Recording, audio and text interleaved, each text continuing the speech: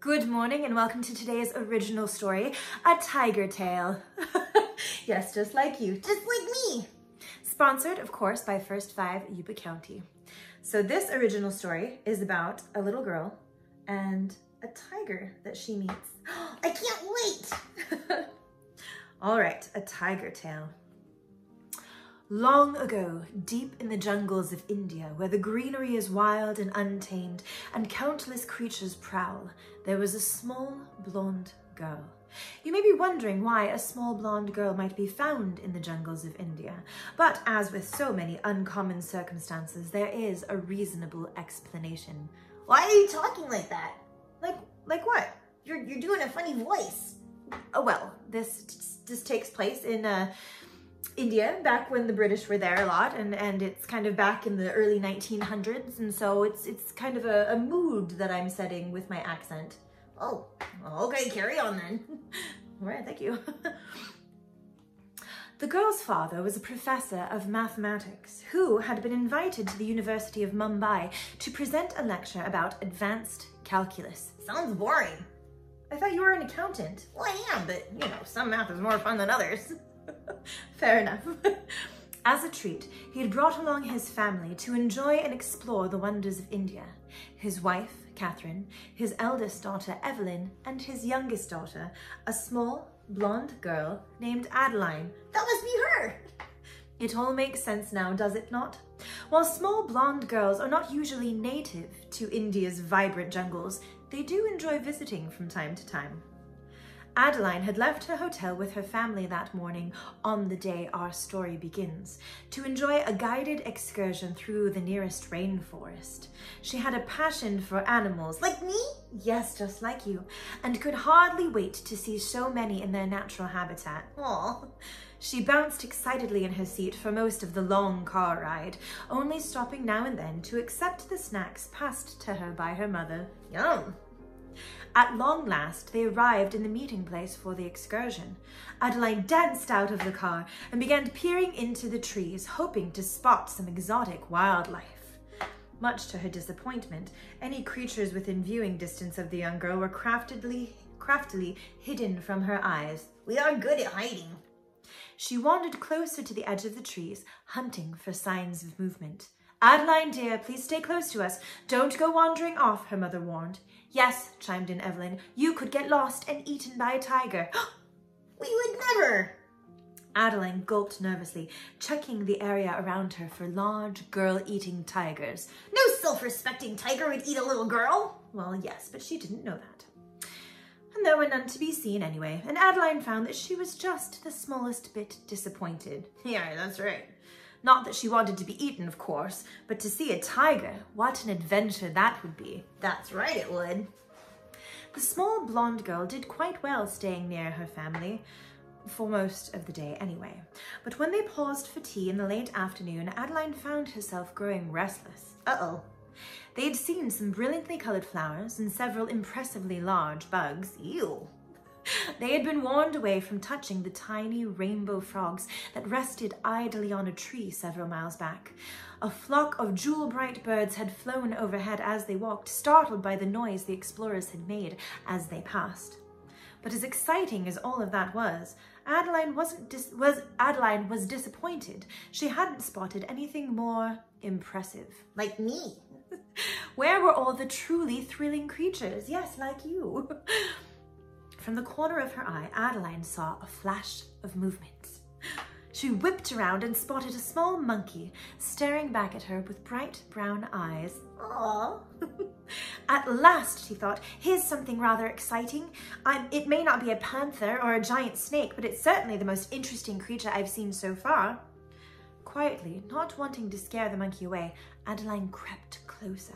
It dashed away quite suddenly, swinging from branch to branch deeper into the rainforest. Adeline ran after it, pushing through vines, moving carefully past trees, winding around ferns. She followed the furry little beast. It finally paused its swinging flight, settling in the branches of a large rubber tree. As she watched, the monkey put one small hand to its mouth. Adeline realized it had been carrying a snack on its journey through the jungle. An orange, just like the ones she'd been enjoying with her family moments ago. Oh, sneaky! That's what Adeline said. Why, you sneaky little thief, Adeline laughed. You could have just asked, you know. I'm sure my family would have been happy to share. Right? With that thought, Adeline paused. Her family. Where were they? She looked around, but nothing was familiar. Which way had she come from? Hello, she called, yelling as loud as she dared. Papa? Mama? Evelyn, where are you? She listened hard, but could hear no response. Oh no! Heart pounding, she glanced back at the monkey, hoping her furry friend might give her a clue as to where she was and how to get back. But it only continued to munch contentedly on its stolen orange. Never trust a monkey. What should she do? Adeline remembered her parents telling her that if she were ever lost, she should stay still and wait for help. So she sat carefully on the damp ground, spreading her skirts round her for protection. She listened carefully, hoping to catch some sound from her family, to let her know they were coming. Do you hear anything? No.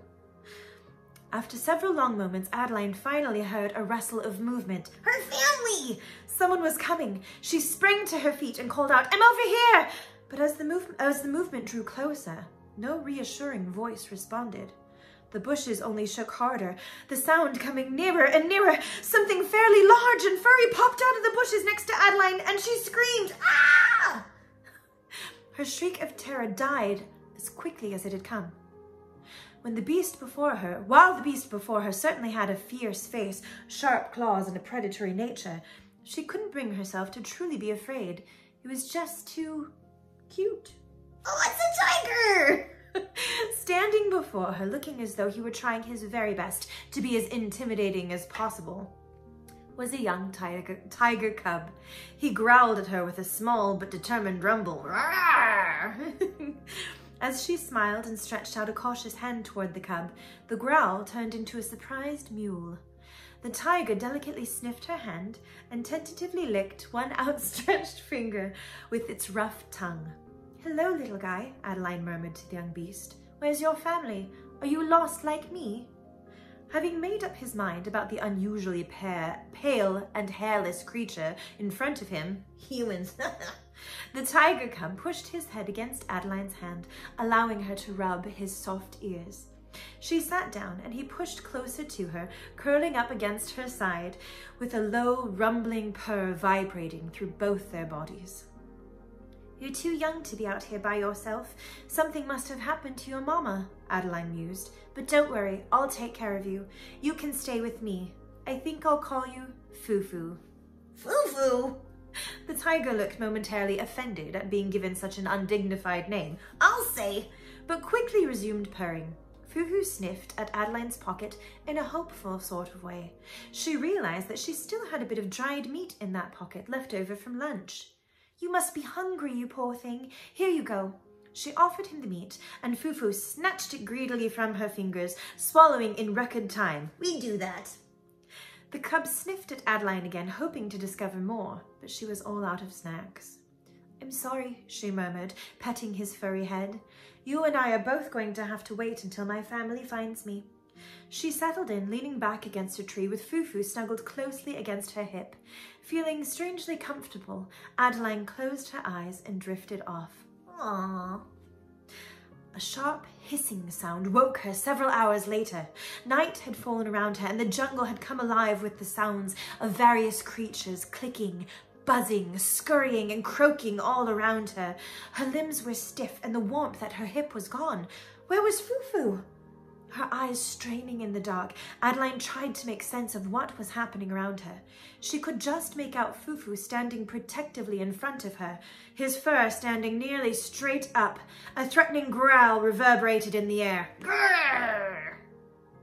The angry hiss sounded again, and Adeline finally spotted it. An enormous snake stood opposite Fufu, mouth open, fangs glinting menacingly in the moonlight. Oh no! It swayed back and forth hypnotically, as though testing Fufu's defenses. Ha, like it can get past a tiger.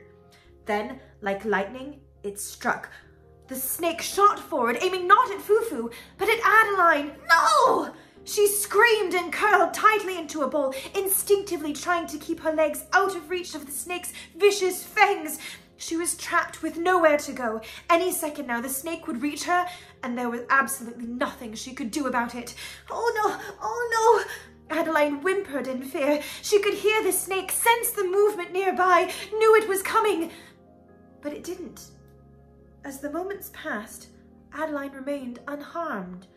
She slowly uncurled and found Fufu's concerned eyes peering into her own.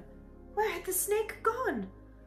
Looking round, Adeline saw the snake lying lifeless on the ground, mere inches away from her foot. There were claw marks on its scales and its neck appeared broken. Yeah, tigers rule! Adeline looked at Fufu again, realization on her face. You saved me. You killed the snake. Fufu, you saved my life. Tears in her eyes, Adeline grabbed the tiger cub and hugged him close. He wriggled uncomfortably for a brief moment, then relaxed and gave her a resigned lick of affection. When she finally released him, Fufu immediately began grooming himself, smoothing down the areas Adeline had mussed with her tears. Well, yeah, you gotta stay tidy. In the distance, Adeline heard a deep voice shout her name. It was her papa. Her father had found her. She jumped to her feet and began screaming for her father. After a few moments, he burst through the bushes, followed closely by the other men who had been with them on their excursion. Adeline found herself swept up into her papa's arms, in a bone-crushing hug. "Adeline," he cried, "where were you? We've been searching for hours. Why did you wander off?" "I'm sorry, Papa," she meekly replied. "I didn't mean to. I was following a monkey." Her father sighed. "That sounds about right. You must be more careful, Adeline. The jungle is a dangerous place. You're lucky you weren't hurt." "I know," she said, her eyes wandering back to the snake, clearly visible in the light of the men's lanterns. Her papa followed the gaze and he jumped back in alarm. Yes, the men gathered round, examining the dead snake. Did you kill this snake, Adeline?" Papa asked, bewildered. "No, Papa, it was Fufu. He's my tiger cub." "He found me here and he stayed with me all day and he protected me from the snake. He has to come with us, Papa. I promised him I'd take care of him. I don't know where his family is." One of the excursion guides cleared his throat. "There was a mother tiger who was killed by poachers several days ago. It is likely that this cub was one of hers. Terrible business, really." That's so sad. Adeline's eyes filled with tears and she looked up at her father. "See, Papa? Fufu doesn't have a family anymore. He needs me. Please, can he come home with us?" "I don't even see this tiger cub, Adeline. It's possible he ran off." "No, he's here somewhere. I'm sure of it," Adeline promised. "Everyone, please, just give him some space. He's probably scared." Not scared, but maybe a little shy. The men backed up a bit, grumbling to themselves. Adeline sat down on the ground and began softly calling for Fufu, reassuring him in a soothing tone that it was safe to come out. A pair of bright eyes peered out from under a bush, and Fufu crept carefully over to Adeline, putting his furry head in her lap. "Well, I'll be," her father murmured in surprise. She really did befriend a tiger. Cautiously, Papa moved closer, reaching a gentle hand out for Fufu to sniff. After a close examination of the offered hand, Fufu gave it an accepting lick and began purring. Her father exhaled. "Well, my darling, I'm not sure how Mama or Evelyn will feel about having a tiger around the house. We may have to move somewhere with a larger backyard." Definitely. "But this tiger saved your life, and the least we can do is repay his kindness by giving him a safe and happy home." Aww. "Thank you, Papa." Adeline pulled her father down and kissed him on the cheek, delighted. She could hardly believe it. Her very own tiger! The jungle had turned out to be a much more dangerous place and exciting place than Adeline had ever expected. But despite everything she'd gone through, she found she had absolutely no regrets. A rumbling purr vibrated through her leg, and she looked down to see Fufu curled up against her hip once more, sleeping peacefully as they rode in the car back to Mumbai. And Adeline knew that she had found her very best friend. The end. Oh, I loved it. Was that your favorite story so far? Well, I had tigers, so what else do you need? Thank you all for tuning in. Please watch again tomorrow and the next day and the day after that. We'll have stories reading every day, and every Friday we'll have our original stories. And if you are interested in having your child featured in an original story, please let me know and we can make arrangements to make that happen. All of our original stories are featuring real life children, although they may not have actually gotten lost in the jungles of India. That's good. All right, thank you for tuning in and we'll see you next time. Bye.